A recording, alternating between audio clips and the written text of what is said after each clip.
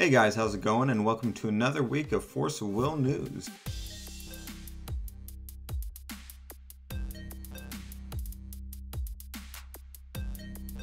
So we got quite a few things to go over this week, some random things, and then of course the GP that happened over the weekend in case you guys missed that. So we'll go ahead and get right into it.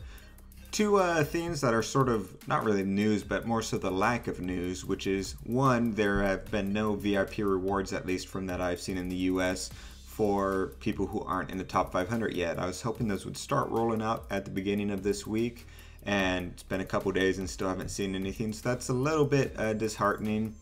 But hopefully we'll get something soon. Maybe it's some sort of new tiered system, so not only does VIP top 500 get the top ruler and all that stuff, but they also get the rewards earlier than everyone else. Something weird like that, but hopefully we don't have to wait too much longer because I really want those. The other thing we haven't seen yet is the ban list. So if you remember, I had said we would probably see the ban list at the latest when the set comes out. That's usually when they release the ban list, and we didn't see anything, which once again is a little bit disheartening. It's hoping that they're not actually looking to not adopt the ban list that has been taken literally everywhere else and helped improve the meta overall everywhere else. As Oscar pointed out, they might just be waiting for the GP announcement because these bans basically would only apply to the GP at this point in time because of how universally they've been applied everywhere from ARGs to other countries and all that. So it might be just a bundle thing. Once they announce both the GPs, the GP dates, the new things they might be doing for it, they also might include the ban list with that, which could both mean it could just be a package deal, easier to do that, but it could also mean that they might be adding or removing a card or two to the ban list, and so they're waiting to release that information.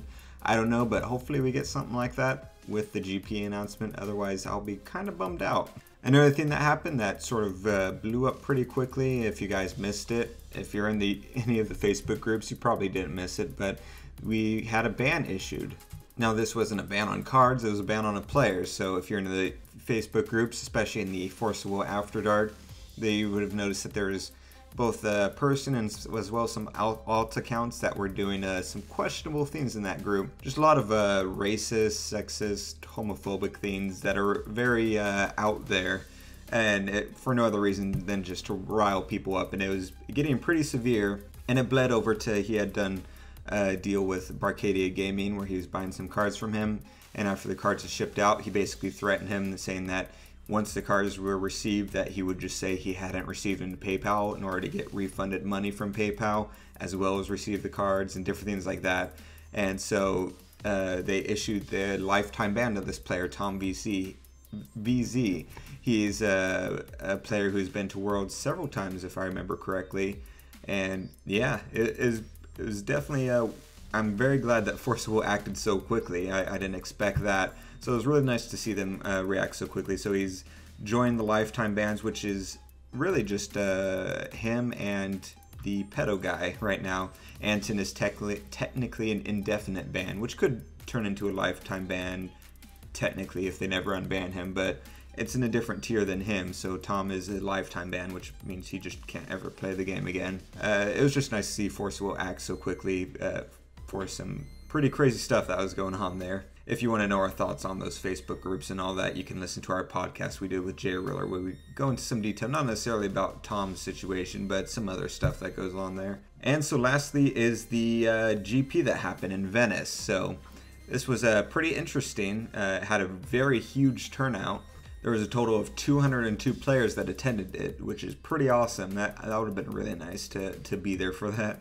But it was a pretty interesting set of rulers. So 41%, they have a nice breakdown. 41% of the rulers were fair, so 83 of them. Then the next highest one was Fox with 24, Lumia with 21, and then Evil Tree with 17. Gil Alhama had 16, and then it just sort of went down from there with all the different random rulers. They also have a nifty card breakdown. And I'll real quick let you guys know, I'll have all this sort of compiled and put together on our tcgscrubs.com website. I'll have a link below as well, so you can just click that if you want to actually go into detail on all the different breakdowns, the top 8 deck lists, and etc. But the card breakdown, just to give you guys an idea, the top couple cards was Sacred Elf, 457 cards of Sacred Elf, 452 cards of Severing Winds, and then next was Fiery Fox of Reincarnation, and then Mariabella, and then Tama. So just to give you a breakdown of those, a brief overview. Like I said, you could go get an official breakdown over on our link below. The top 16 rulers of it ended up being 7 Farers, 4 Foxes, 4 Evil Trees, and 1 Gil Ahamat. The top 8 consisted of 3 Farer, 3 Fox, 1 Evil Tree, and 1 Gil Ahamat. So it was a pretty decent breakdown. It's pretty interesting that Fox is still able to make a decent showing even with the bans over there. Farer, of course, we figured that. It's nice to see scaled back a little bit since last time. Like I said, I was hoping that there might be some pushback to it once people realize that Farer is going to be a big thing. Looks like Fox is a good sort of reversal to that. And from what I've heard, Evil Tree can be really good against several of those decks. And Gil Ahamat, that's interesting. So that's cool. It's still pretty diverse. I'd prefer if it was a little bit more diverse, especially in the overall ruler breakdown, just the sheer amount of Farer there. But it's nice that Farer got choked out enough that it didn't represent in the top 16 the same amount that it did, and the top 8 the same amount that it did in the actual showing of the game. So that, for the most part. So that's kind of cool to see. Hopefully it breaks down even further as we get sort of used to these cards, especially this was not including Advent and the Demon King card. So whether that'll help Farer and make it overtake it, or it'll help some of the other decks, we'll have to wait and see.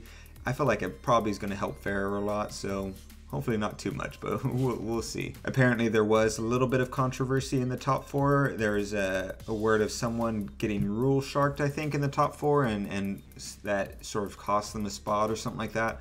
I don't know the details. They had posted in the group and were promising information about it, but it looks like they won't post the information until after this video is released. So if the information is posted, I'll have a link. It'll be inside of our article. I'll make a note of it in our article so you can keep checking back until our article is updated with that information. So that's all the news for today. Like I said, I'm feeling pretty hopeful about the GPs after that, just both with the turnout and the, for the most part, diversity of the rulers. A little bit Farer heavy, but you know, what are you gonna do?